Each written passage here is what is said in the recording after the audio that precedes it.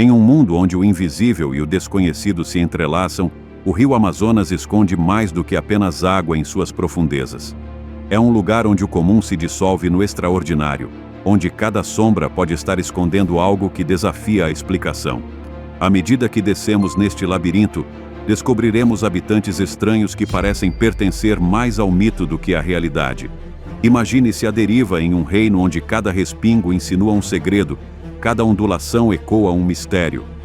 Você está pronto para descobrir essas criaturas estranhas que vivem no rio Amazonas? O peixe candiru. Também conhecido como peixe-vampiro, é uma das criaturas mais temidas do rio Amazonas. Apesar de seu tamanho minúsculo, este bagre parasita esguio tem uma reputação grande o suficiente para causar arrepios em qualquer um, especialmente se você já ouviu as histórias de como ele foi descoberto. O candiru é perigoso não por causa de seu tamanho, geralmente não tem mais do que alguns centímetros de comprimento, mas sim por sua escolha de habitat inquietante. Este peixinho tem o dom de encontrar seu caminho nos lugares mais inesperados e, digamos, privados.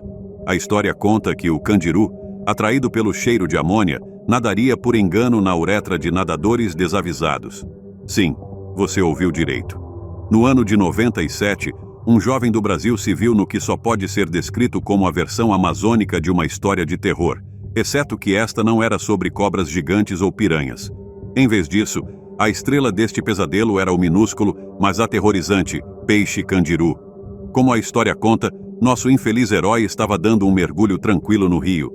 A natureza chamando de várias maneiras, ele tomou a fatídica decisão de se aliviar na água, sem saber que estava prestes a se tornar o assunto de um conto de pescador que faria homens adultos cruzarem as pernas de desconforto.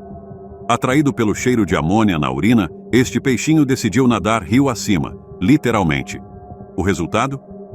O homem de repente se viu com uma dor excruciante e em necessidade desesperada de ajuda médica. Correndo para um hospital, ele se tornou o assunto de um dos raios-x mais bizarros que os médicos já tinham visto. Sim, havia de fato um peixe alojado em sua uretra, sentindo-se bastante em casa, em um lugar onde ninguém esperaria que um peixe estivesse. Os cirurgiões, sem dúvida tentando manter a compostura, tiveram que extrair cuidadosamente o hóspede indesejado no que deve ter sido a cirurgia mais delicada e estranha de suas carreiras. Embora a operação tenha sido um sucesso e o homem tenha se recuperado, a história da ousada invasão do candiru tornou-se lenda e contos de advertência para qualquer um que esteja pensando em fazer uma pausa para fazer xixi no rio Amazonas. A enguia elétrica. Imagine-se caminhando nas águas turvas do rio Amazonas, pronto para uma aventura, quando de repente, zap!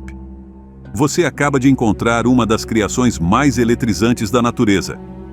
Essa criatura notável pode gerar até 600 volts de eletricidade, o suficiente para fazer um homem adulto pular da água e questionar suas escolhas de vida. O primeiro encontro notável com a enguia elétrica ocorreu em 1775, quando o médico americano Hugh Williamson apresentou experimentos na Royal Society.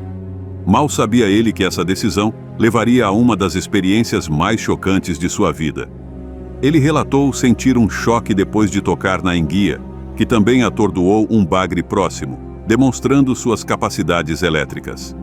No entanto, um encontro mais dramático aconteceu em 1800, quando o explorador Alexander von Humboldt observou enguias elétricas atacando cavalos durante uma expedição de pesca. Os cavalos, assustados pelos choques, afogaram-se após serem incapacitados, levando Humboldt a notar como as enguias precisavam descansar depois de gastar sua energia elétrica. Este incidente destacou tanto o poder da enguia quanto o espanto que inspirou entre os primeiros exploradores. Equipada com células especializadas chamadas eletrocitos, esta criatura pode criar eletricidade que funciona como pequenas baterias. Quando ela quer atacar algo, seja um peixe, um predador ou um humano desavisado, ela ativa essas células de forma coordenada. O resultado? Uma poderosa carga elétrica que pode atordoar a presa ou deter ameaças. É como ter um taser embutido, mas sem a necessidade de licença. Crescendo até 3 metros de comprimento, essas criaturas notáveis são principalmente caçadoras noturnas. Elas usam suas habilidades elétricas não apenas para caçar, mas também para navegação e comunicação. Imagine um jantar onde todos estão tentando falar uns sobre os outros, mas em vez de gritar, eles apenas se eletrocutam até a submissão. A Titanoboa. Era uma noite escura e tempestuosa na mina de carvão de Cerrejón, quando o geólogo colombiano Henry Garcia tropeçou em um fóssil misterioso. Mal sabia ele que esse encontro casual levaria à descoberta da maior cobra que já rastejou pela Terra. Em um momento de pura genialidade, ou talvez confusão, ele a rotulou como um galho petrificado e prontamente a esqueceu. 9 anos depois, temos Fabiane Herrera, um estudante de geologia desavisado que pega algumas rochas e descobre que elas têm folhas fósseis. Ele as mostra a Carlos Jaramillo, que percebe que eles podem estar prestes a descobrir algo grande, literalmente. Isso levou à descoberta da Titanoboa cerrejonensis, a maior cobra que já existiu, medindo até 14,3 metros de comprimento e pesando mais de 1.134 quilos. Imagine uma criatura tão massiva que poderia engolir um crocodilo inteiro. Essa serpente colossal prosperava em um ambiente quente e pantanoso, provavelmente caçando grandes peixes e tartarugas, embrulhando-os como um burrito antes de devorá-los. Com um corpo espesso o suficiente para rivalizar com um carro pequeno, a Titanoboa era o predador alfa de seu tempo. Suas vértebras robustas e mandíbulas poderosas podiam se abrir o suficiente para acomodar sua impressionante dieta. Então, da próxima vez que você pensar em cobras, lembre-se: enquanto sua cobra de jardim comum está ocupada evitando o cortador de grama, a Titanoboa estava lá fora, dominando o pântano, procurando sua próxima refeição e provavelmente rindo da ideia de ser confundida com um galho petrificado. A piranha vermelha. Você já se perguntou como é estar cercado por sombras, sabendo que algo mortal pode estar à espreita logo abaixo da superfície? Essa era a realidade inquietante para os primeiros exploradores do rio Amazonas. A selva os cercava por todos os lados, densa e sufocante, enquanto as águas escuras do rio fluíam silenciosamente sob suas canoas. Eles tinham ouvido as histórias. Um peixe tão feroz que uma única mordida poderia cortar a carne em um instante, uma criatura temida até mesmo pelas tribos locais. O ar estava denso com umidade enquanto remavam mais fundo no coração do Amazonas. O rio parecia calmo, quase calmo demais, como se estivesse prendendo a respiração. Os exploradores observavam a água, seus sentidos aguçados pela estranha quietude. E então, sem aviso, a superfície ondulou. A princípio, foi apenas uma pequena perturbação, mas logo a água começou a agitar-se. O que emergiu das profundezas causou um arrepio no grupo. Eles vislumbraram flechas de prata, o brilho de dentes afiados e o vermelho inconfundível e ameaçador das barrigas das criaturas. Essas eram as piranhas vermelhas, peixes pequenos, mas mortais, com uma reputação tão feroz quanto qualquer predador na selva. A piranha vermelha é um peixe compacto e musculoso, geralmente crescendo até cerca de 30 a 35 centímetros de comprimento, embora algumas possam atingir quase 50 centímetros. Seu corpo é elegante e aerodinâmico, coberto por escamas prateadas cintilantes que parecem se misturar nas profundezas turvas do rio. Mas é a barriga que se destaca. Um tom vermelho profundo, quase cor de sangue, que alerta sobre a natureza agressiva do peixe. Essa coloração vívida contrasta fortemente com seu corpo prateado, fazendo a piranha parecer que foi mergulhada em tinta carmesim. Mas são os dentes que realmente definem essa criatura. Afiados, triangulares e interligados. Esses dentes são perfeitamente adaptados para cortar a carne com eficiência aterrorizante. Cada dente é como uma lâmina em miniatura, capaz de cortar a pele, o músculo e até mesmo o osso. As mandíbulas da piranha são poderosas, capazes de se fechar com velocidade notável, e quando o fazem, é com uma força que desmente o tamanho do peixe. À medida que as piranhas se aproximavam, suas barrigas vermelhas piscando na luz fraca, os exploradores perceberam a verdade por trás das lendas. A água ao redor deles parecia ferver enquanto os peixes se moviam em uníssono, seus movimentos estranhamente coordenados. Os exploradores, que haviam descartado as histórias como mero exagero, de repente se viram em uma batalha pela sobrevivência contra um dos predadores mais notórios do Amazonas. Agora, algo que tem chamado a atenção na internet nos últimos dias. Nas margens do rio Amazonas, um explorador solitário ajusta seu equipamento desgastado, um testemunho de inúmeras aventuras. Diante dele, jaz uma criatura que desafia a explicação. Uma combinação bizarra da carapaça de uma tartaruga, pernas de aranha e os movimentos fluidos de um polvo. Seu brilho iridescente projeta uma luz misteriosa no rosto do homem enquanto ele observa com admiração e curiosidade. Sua mão paira logo acima da criatura, incerto se deve tocar ou recuar. A cacofonia da selva os cerca, um lembrete do mundo indomável que habitam. Enquanto ele estuda a criatura, uma pergunta ecoa em sua mente. Que outros seres estranhos e enigmáticos podem estar escondidos nas profundezas inexploradas do Amazonas, esperando para serem descobertos? Que segredos o Amazonas ainda guarda? Deixe-nos saber seus pensamentos na seção de comentários enquanto desvendamos as criaturas estranhas do rio Amazonas. A lontra gigante do rio. Remando pelo rio Amazonas, os primeiros exploradores estavam à procura dos suspeitos habituais: piranhas, onças, anacondas, o tipo de animal sobre o qual você poderia escrever cartas emocionantes e ligeiramente exageradas para casa. O que eles não esperavam era um encontro com uma criatura que parecia algo saído de um sonho febril bizarro: a lontra gigante do rio. A primeira pista de que algo incomum estava à espreita por perto foi um som, uma mistura entre um latido, um rosnado e algo que soava suspeitosamente como riso. Os exploradores, naturalmente, ignoraram todos os sinais de alerta e remaram mais perto. Foi então que avistaram a fonte do barulho. Uma criatura enorme e elegante cortando a água como se fosse a dona do lugar. E honestamente, ela meio que era. À primeira vista, os exploradores provavelmente pensaram que estavam lidando com uma lontra muito grande e muito amigável, porque o que poderia ser perigoso em uma lontra, certo? Mas esta não era uma lontra comum. Esta era a lontra gigante do rio, uma criatura que parecia uma lontra que tinha ido à academia, ficado musculosa e decidido montar uma banda familiar, completa com vocais e coreografia. Com até 1,8 metros de comprimento e pesando tanto quanto um homem adulto, essas lontras não apenas nadavam, elas patrulhavam o rio como se fosse seu reino pessoal. À medida que o barco se aproximava, um explorador pode ter pegado seu bloco de esboços, ansioso para capturar esta majestosa besta. Mas quaisquer pensamentos de glória artística foram rapidamente afogados pela súbita percepção de que o rio estava repleto dessas lontras. E elas eram curiosas, muito curiosas.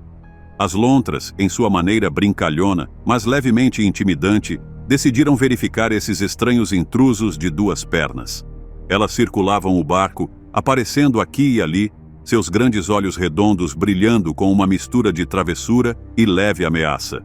Os exploradores, agora cercados, não podiam deixar de notar que, embora essas criaturas tivessem o rosto de um ursinho de pelúcia gigante, elas também tinham dentes que sugeriam que poderiam dar cabo rapidamente de qualquer coisa que se aproximasse demais. O que realmente acelerou os corações dos exploradores, porém, foi quando uma lontra particularmente ousada decidiu aparecer bem ao lado do barco. Erguendo-se sobre as patas traseiras como uma sentinela peluda, ela deu aos humanos um olhar que dizia: "Você está no meu território agora." Os exploradores, de repente lembrando que tinham outras coisas para fazer, sabiamente decidiram que era hora de remar na direção oposta, rapidamente. À medida que se retiravam, as lontras voltaram aos seus afazeres, possivelmente rindo às custas dos estranhos humanos em pânico. Apesar de seu tamanho e aparência distinta, com pele marrom chocolate e uma mancha branca única na garganta, a lontra gigante do rio permaneceu em grande parte misteriosa para o mundo exterior até o século XX. O tubarão-touro. Imagine a surpresa dos primeiros exploradores e pescadores quando encontraram pela primeira vez uma criatura que parecia não saber a diferença entre o oceano e os rios de água doce: um tubarão. mas não qualquer tubarão. Este era um tubarão-touro, a versão aquática daquele amigo que aparece sem ser convidado em todas as festas, aparecendo onde claramente não pertence. Os tubarões-touro têm uma peculiaridade única. Eles se sentem igualmente confortáveis nas profundezas salgadas do oceano e em rios e lagos de água doce. Isso significa que, por séculos, os humanos pensaram que estavam a salvo de tubarões, desde que ficassem no interior. Tubarões são um problema do oceano, diziam eles, entrando confiantes em rios e lagos sem nada com que se preocupar. E então, eis que surge o tubarão-touro para estragar o dia de todo mundo. Imagine a cena. Um grupo de pescadores está puxando suas redes, esperando a captura usual de bagres. Eles estão rindo, provavelmente conversando sobre a sorte que tem de os terrores do oceano estarem a quilômetros de distância. De repente, a água agita-se violentamente e suas redes ficam muito mais pesadas do que o normal. O riso some quando algo grande e decididamente não um bagre se debate na rede. Enquanto os pescadores puxam sua pesca, eles têm seu primeiro vislumbre de perto do tubarão-touro, uma criatura com o corpo de um torpedo, um rosto que só uma mãe poderia amar e um problema de atitude. Seus olhos pareciam dizer, sim, estou aqui. E então, os homens provavelmente tiveram um momento de silêncio atordoado, seguido por um rápido debate em pânico sobre se deveriam ou não soltar a coisa ou levá-la de volta para a aldeia. Afinal, não era todo dia que se pegava um tubarão no rio local. Então veio o verdadeiro golpe. Enquanto tentavam arrastá-lo para o barco, o tubarão, que claramente não estava com humor para bobagens, decidiu mostrar a eles exatamente por que havia ganhado sua reputação como um dos tubarões mais agressivos que existem. O tubarão-touro se debateu com tamanha ferocidade que o barco balançou perigosamente. Os pescadores de repente se viram diante da dura realidade de que estavam lidando com um predador que não se importava nem um pouco com as regras de onde um tubarão deveria ou não estar. Para o tubarão-touro, toda a água era um campo de jogo justo, e se esses humanos não entendessem o recado, o problema era deles. Eventualmente, seja por pura força de vontade ou deixando o tubarão se virar, os pescadores conseguiram tirar o tubarão do barco e devolvê-lo à água, esperando que longe de suas pernas. Enquanto o tubarão-touro nadava para longe, provavelmente se sentindo bastante presunçoso com tudo, os pescadores ficaram para espalhar a notícia. Tem um tubarão no rio e ele é mau. A partir de então, as pessoas que viviam perto de rios e lagos em lugares como o Amazonas, o Mississippi e até mesmo o Ganges começaram a olhar para a água de uma maneira um pouco diferente. Eles já tinham ouvido falar de tubarões antes, é claro, mas este era um nível totalmente novo de problema. O peixe-boi da Amazônia. No coração da Amazônia, onde a floresta respira e o rio pulsa com segredos, existe uma criatura que poucos viram e ainda menos entendem. O peixe-boi da Amazônia, ou vaca marinha, como é carinhosamente conhecido. Foi descrito cientificamente pela primeira vez em 1883 pelo naturalista austríaco Johann Natterer. Ele coletou o espécime tipo durante suas viagens ao Brasil entre 1817 e 1835. No entanto, os povos indígenas da bacia amazônica já conheciam essa criatura esquiva há muito tempo. Uma história intrigante da descoberta do peixe-boi vem do explorador do início do século XX, Percy Fawcett, que relatou um conto que lhe foi contado por um guia local na floresta amazônica. De acordo com a história, um jovem estava nadando em um rio quando encontrou uma estranha criatura peluda com um rosto humanoide. Aterrorizado, o menino fugiu e contou ao pai, que era um habilidoso caçador de peixes-bois. O pai rastreou a criatura e a fisgou, apenas para descobrir que não era um peixe-boi, mas sim um ser humanoide com cauda. Fawcett especulou que esse encontro pode ter sido com uma sereia da vida real, ou talvez um peixe-boi que havia sido desfigurado de alguma forma. Embora a história tenha um elemento de capricho, ela destaca a longa história de encontros humanos com o peixe-boi da Amazônia, que faz parte do folclore e da mitologia indígena há séculos. A natureza gentil do peixe-boi, suas características semelhantes às humanas e a tendência de emergir perto de barcos contribuíram para seu status mítico no Amazonas.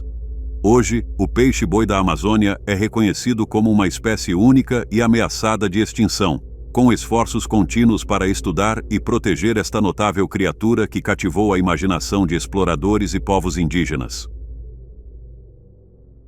Golfinho cor-de-rosa. Você já se perguntou como seria ver um golfinho que parece estar corado? Bem, foi exatamente isso que exploradores no rio Amazonas encontraram quando avistaram pela primeira vez o lendário golfinho cor-de-rosa. Imagine a surpresa deles quando avistaram não os golfinhos cinzas ou azuis que estavam acostumados, mas sim uma criatura de tom rosado nadando graciosamente pelas águas turvas. Foi como tropeçar em um unicórnio da vida real, exceto que este era aquático e tinha a tendência de parecer que acabara de correr uma maratona. O golfinho cor-de-rosa, conhecido localmente como boto, é o maior dos golfinhos de água doce e é definitivamente o mais colorido. Esses golfinhos foram documentados pela primeira vez por cientistas no século XIX, com os primeiros relatos frequentemente misturando fatos e folclore. A tonalidade rosa foi atribuída a vários mitos, incluindo contos de transformações mágicas. Alguns pensaram que poderia ser um espírito encantado do rio e considerando sua tendência de emergir das profundezas com um sorriso misterioso. Mas não era apenas a cor que tornava o golfinho cor-de-rosa uma curiosidade. Era também seu comportamento surpreendente. Ao contrário de seus primos oceânicos, esses golfinhos eram conhecidos por serem um pouco atrevidos. Eles tinham o hábito de empurrar canoas de forma brincalhona, como se dissessem: "Ei, você está no meu rio agora." Eles chegavam a roubar peixes das redes dos pescadores, o que, é claro, só aumentava sua reputação travessa. Sua descoberta foi intrigante, pois os pesquisadores inicialmente tiveram dificuldade em diferenciá-los dos golfinhos cinzas devido à sua natureza elusiva. Com o tempo, estudos revelaram suas adaptações únicas, como pescoços flexíveis e a capacidade de navegar em águas turvas, aprimorando nossa compreensão de seu papel no ecossistema amazônico. Eles também perceberam que a cor rosa não era apenas para exibição. Acredita-se que seja resultado de tecido cicatricial de lutas com outros golfinhos ou simplesmente uma peculiaridade genética. No entanto, uma coisa é certa: esta criatura cativa a imaginação desde então, misturando o misterioso com o brincalhão de uma forma que só o Amazonas pode oferecer. A tartaruga mata-mata. A descoberta da tartaruga mata-mata é uma daquelas histórias que começa com um explorador pensando: "Bem, isso é estranho", e termina com: "Espere, isso está vivo." Imagine um dia de exploração inicial do Amazonas e um grupo de naturalistas abrindo caminho pela densa selva, catalogando cada nova e fascinante criatura que encontram. A selva está repleta de vida: pássaros, insetos, mamíferos, mas as hidrovias são onde as verdadeiras surpresas se escondem. Nossos intrépidos exploradores, ansiosos para descobrir algo verdadeiramente único, concentram sua atenção nas margens do rio, esperando ver algo grande e dramático, como um jacaré ou um bagre gigante. Mas o que eles encontram é uma pilha de folhas. À primeira vista, é exatamente isso que a tartaruga mata-mata parece. Essa criatura bizarra é tão bem camuflada que muitas vezes é confundida com um monte de detritos, folhas mortas, um pedaço de madeira ou até mesmo uma rocha submersa. Um dos exploradores, provavelmente depois de tropeçar no que ele presumiu ser um pedaço aleatório de lixo da selva, se abaixa para inspecionar o objeto curioso. Mas ao estender a mão, a pilha de folhas de repente se move, e há um suspiro coletivo do grupo. A mata-mata, uma mestra do disfarce, é revelada em toda a sua estranha glória. Com sua cabeça chata e triangular, pescoço largo e quase comicamente fino, e uma carapaça que se parece mais com uma escultura abstrata do que com qualquer coisa aerodinâmica, é como se a natureza tivesse pego uma tartaruga comum e dito: "Vamos deixar essa estranha." O explorador, agora percebendo que descobriu algo extraordinário, observa a tartaruga piscar preguiçosamente, provavelmente tão surpresa com o humano quanto o humano está com ela.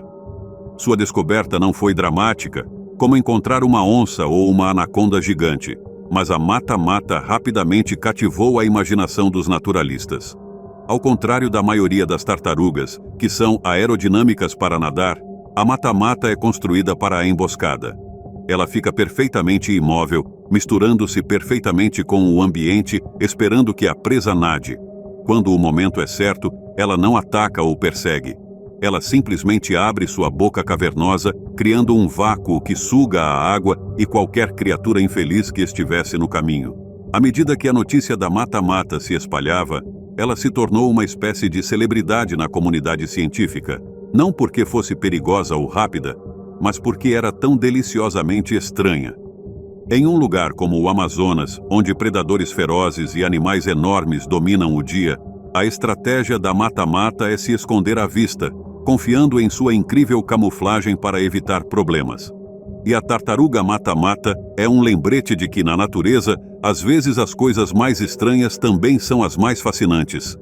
Ela não precisa de velocidade ou força para sobreviver, apenas um bom esconderijo e um rosto que só uma mãe poderia amar. E talvez, apenas talvez, é por isso que não podemos deixar de nos encantar com esta estranha criaturinha do Amazonas.